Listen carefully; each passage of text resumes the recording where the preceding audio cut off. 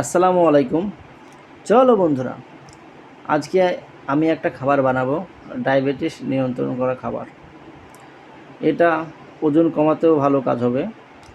তাই চলো বন্ধুরা দেখে নিই। একটা পেঁপে নিয়ে নিলাম, ভালো করে বিনিয়ে পরিষ্কার করে নিচ্ছি। দেখুন, পেঁপের বিচিটা যেটা আছে সেটাকে ঘষে নিলাম। এবার ভালো করে ঘষে নিচ্ছি। দেখুন, চাউমিনের মতো হয়ে যাচ্ছে দেখতে।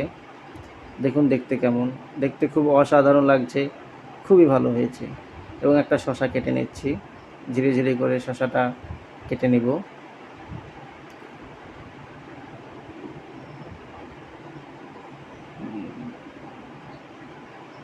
একটা পেঁয়াজ কেটে নেব, দিয়ে পেঁপেটাকে ভালো করে ধুয়ে নেব।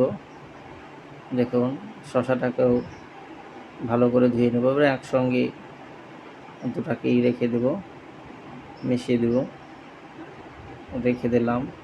তারপর মিক্সিতে গিয়ে সামান্য পরিমাণে লবণ, 3টা কাঁচা লঙ্কা এবং কিছু বাদাম দিয়ে দিলাম। এটাকে বেটে নেব। বেটে নেওয়ার পর কিছু বুট আছে, বুটটাকে দিয়ে দিলাম সিদ্ধ করতে। সামান্য পরিমাণে জল দিয়ে দেব, ভালো করে সিদ্ধ করে নেব। সব পরিমাণ মতো হলুদ দিয়ে সিদ্ধ করে নেব। দিয়ে সিদ্ধ করার পর দেখুন বন্ধুরা, এটাকে সেই পেঁপের সঙ্গে মিশিয়ে নেব।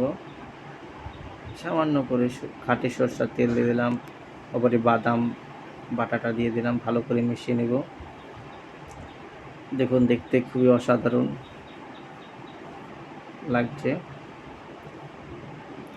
আমরা 3 জন খাবো, তাই 3টে থালায় তুলে নিচ্ছি সমান সমান করে।